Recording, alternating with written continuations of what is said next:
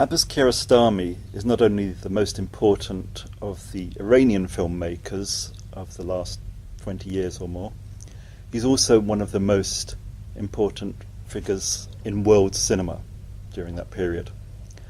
Indeed, Jean-Luc Godard once said something to the effect that the cinema started with the D.W. Griffith and ended with Abbas Kiarostami. Of course, it hasn't ended, and he's still making amazing films. And Close Up is perhaps one of the most important of his films. It's certainly Kiarostami's own favourite of his own work. The film had a rather strange genesis. Until then, Kiarostami had been working largely on films made for an organisation called Kanun, the Centre for the Intellectual Development of Children and Young Adults. And not surprisingly, given that was how he was making the films, most of the films involve children, are about children, and to some extent the films are for children, but not really that much. They're rather strange comedies and little dramas, usually about people having some desire or some need to do something and overcoming obstacles somehow, or maybe not overcoming obstacles in their attempts to do whatever it is they want to do. The immediate predecessors to Close Up were a documentary called Homework, which was literally about school children and how they did their homework, talking about how they did their homework in the evenings. And a film called Where is the Friend's House, which was also about a child and his homework. Basically, a small boy realises that he has his friend's homework book, and he's worried that his friend will be expelled or get into trouble if he doesn't do the homework, so he has to go and find his friend's house in the neighbouring village. So you have two films immediately related to children and homework. Kiarostami was going to make another film about children, which was going to be about their pocket money. But he suddenly read, as he was preparing the script for that film, a magazine article about a man who was on trial for fraud, for impersonating the Iranian film director Moshe Makhmalbaf. And Kiarostami was very intrigued by the story that he read and decided to abandon his film about pocket money and to try and make a film about this case that he'd read about. As a result, he was making perhaps his first major film that wasn't about children, and it was a film very different to anything he'd done before. It was very different partly because of the way it was made. Kiarostami met with Moshe Makhmalbaf, the film director that the man had been impersonating, and they went to visit him in prison. They went to visit, and they found there Hossein Sabziat, the man on trial. They talked to him about the possibility of making a film about his case. He was quite keen to do it, because for one thing, he was a film buff, as we will discover, but also he probably, I imagine, felt that it would help his case. It certainly did in the end. The trouble was that they also needed to persuade the family that he apparently had tried to defraud, a Hanka family.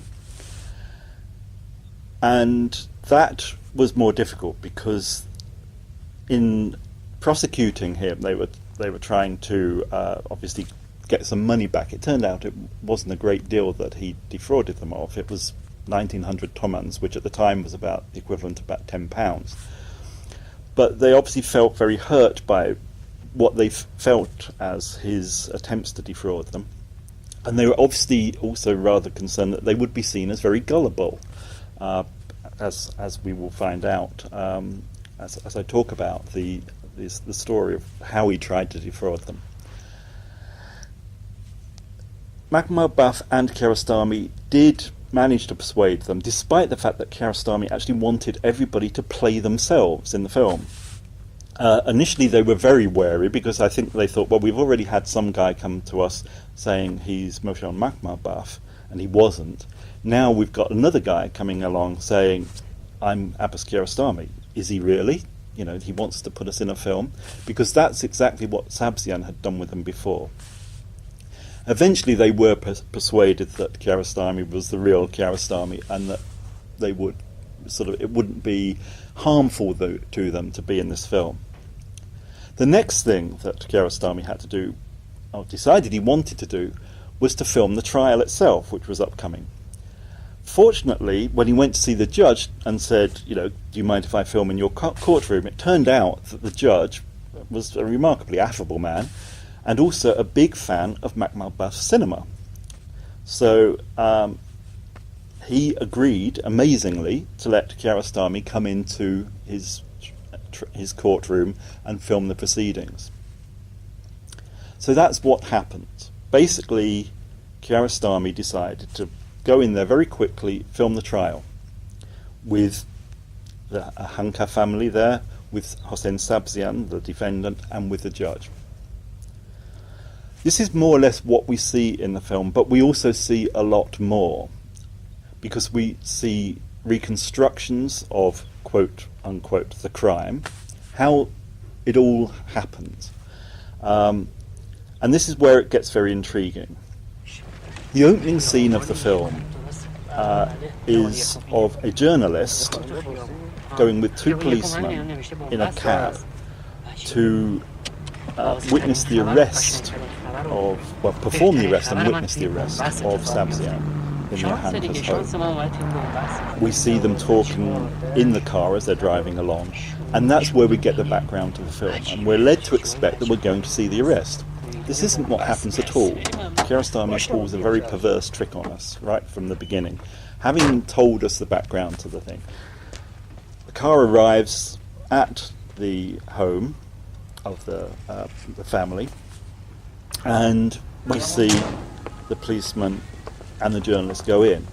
We don't go in with them. The camera doesn't go in with them.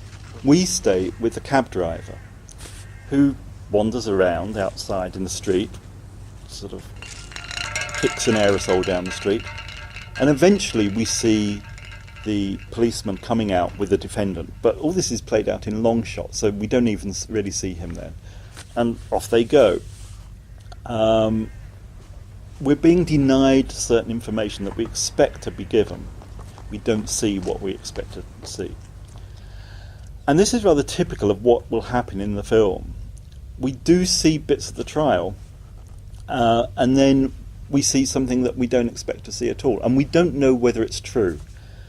As Kiarostami gives us flashbacks, they're not always absolutely crucial to the story. We do see, for instance, the initial meeting of Sabzian. He's sitting on a bus, and he sees Mrs. Ahanka sitting next to him. She's reading a script of a Makhmarbaf film, and they start talking about this script, and he sort of pretends, and we never know why, that he is Makhmarbaf, and then he sort of starts talking. They start talking about how the woman's sons are big fans of cinema, and that's how the whole thing begins.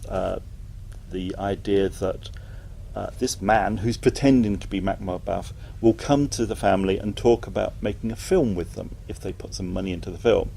That's the level of fraud we're talking about. But it never really happens, and it never seems very, very intentional.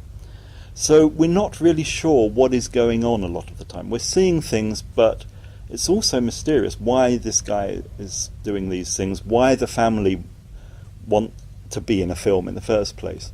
Kiarostami creates this film out of fragments. That's partly because he had to. The trial, in fact, only lasted about an hour, and Kiarostami did film it with the judge present. But after the judge had left, Kiarostami kept the defendant and the family in the room, in the courtroom, and asked them questions himself. In the finished film, it looks as if Kiarostami is actually doing this during the trial. It's one of the many lies that he tells in this film. And he sort of keeps cutting the judge into it to pretend that the judge was there, and so that the trial looks much more detailed, much longer than it actually was. He also plays around with point of view a lot. The initial scene, which I've mentioned, with the police and the journalist going to arrest Sabzian at the Ahanka's house, we don't see what's happening in the opening scene. The film ends rather symmetrically with the arrest of Sabzian, and this time we see it inside the house, and we see it from his point of view. In the interim, we've also seen the events leading up to that arrest, where the Ahanka's friend discusses the situation with the family. So again, we're being given several perspectives on the same events. The effect of all this really is twofold. The first is to make us understand Sabzian himself better. We never actually understand why he did what he did. We get clues, he gives his own reasons in the courtroom for doing it. We see reenactments of certain things that he did in terms of his relationship with the family.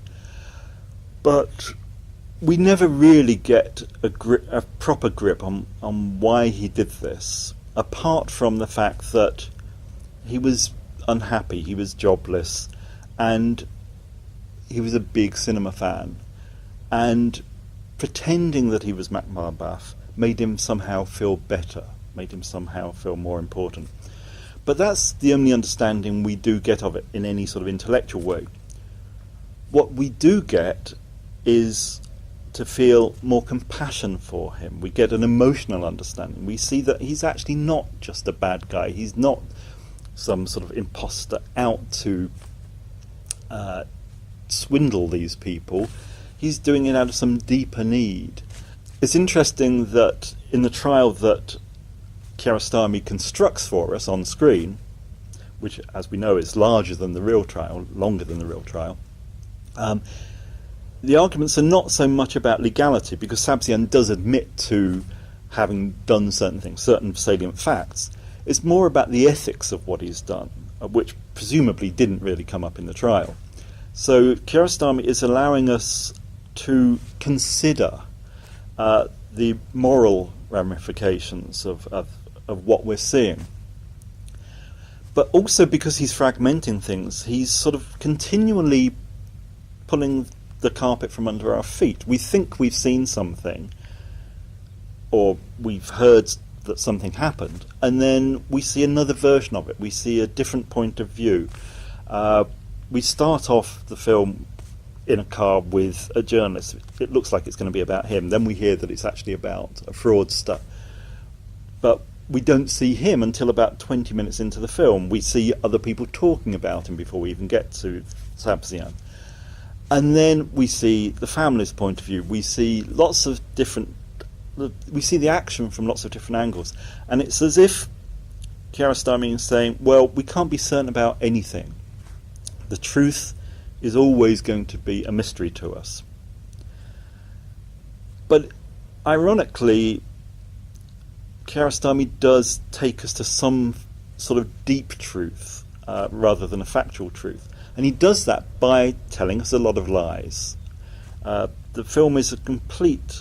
it's not a fabrication, but because he mixes up reality, i.e. the trial, with reenactment and with false bits of trial, which actually had the real people playing themselves, the whole sort of status of what is real and what is false, what is fiction, is completely muddied in this film. In the end, the film is really about compassion. It's not a mere formalist exercise about different levels of reality, different levels of cinema, different types of cinema. It's actually about a man, and it's about understanding people and giving them respect and the sort of attention that we would expect for ourselves from other people.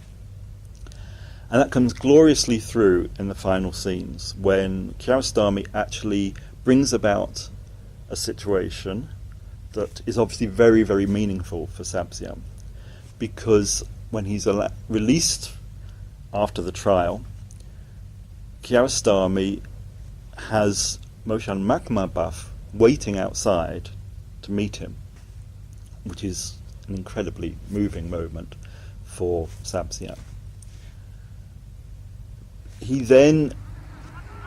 Makhmalbaf then takes Sabzian on his motorbike to see the family that he was supposed to have defrauded. This in itself is played not for sentimentality. It's quite strange because, again, Kiarostami is sort of being slightly playful with the cinematic medium. He's playing it as documentary. We're seeing it as if it's being observed with an invisible camera in a van. But the sound keeps going off. And that means that we can't actually hear most of the time what Makhmalbaf and Sabzian are saying to each other. Now this is actually deliberate. The sound wasn't faulty, as the film seems to suggest. It was done completely deliberately by Kiarostami for reasons which he said that actually the conversation between Makhmalbaf and Sabzian actually wasn't very interesting. I'm not sure whether that's true or not. I think he's sort of reminding us that it's a film, and he's also allowing us to imagine what was being said by the two men, which actually makes it much more moving than anything that we could have heard. Because, as always with Kiarostami, he's allowing us to become participants in the filmmaking process through our own imaginations. As a result, by the time that Makhmalbaf and Sabzian have arrived at the Ahanka home, we're sort of, as it were, fully primed for an emotionally devastating ending. And it's typical of Kiarostami that he does this in such a small way. He doesn't build up to it with any big drama. All that happens is that the two men go on the motorbike. On the way they buy some flowers, and eventually they meet the head of the family. And there's a little bit of a joke because at one point Sabzian even says, through the intercom on the door, "I'm Makhmalbaf." He still is confused about his identity after this fraud that he's perpetrated. And then they just sort of say hello, and the head of the family says to Makhmalbaf, "Well, we're very proud of Sabzian," and the film finishes. And the great thing about this ending is that we're led to the realization that Sabzian is not a bad man, he's not a particularly good man, he's just a human being, like all of us. And that perhaps explains why the film is important for us, but it also explains, I think, why it's important for Kiarostami himself. If I could just quote you about what Kiarostami said about this. He said, "The reason I like this film is that even I, the filmmaker, get confused as to which parts were fiction and which documentary. It's as if the film doesn't belong to me, as if it had made itself. The main character was so strong, it was I who was being told what should be done. And when I saw the film, I realised it was not an artificial creation, but different. It increased my responsibility as a filmmaker. And after making this film, I realised how I could identify with each of the characters and how much of myself was in them." And I think it's true to say that there's an element of Kiarostami in Sabzian. There's certainly an element of Kiarostami in the members of the family. There's even an element of him in the journalist we see, because after all, the journalist is the person who, like Kiarostami, is excited by the story and wants to do something with it. And in that respect, it's very like all Kiarostami's films, which they derive from a very strong personal input, a very strong personal attraction to the material. And I think that's what gives them a certain sort of integrity, because he confesses to his own responsibility in the filmmaking process. And we get that in close-up in a very strong way. We see his own interest in the subject matter. We see how he's manipulating things. And he shows that. He doesn't lie about it. That's one of the few things where he doesn't lie in this film, which is a film about deception. It's a film which uses deception, and it's a film which tells us some very important truths about humanity and people.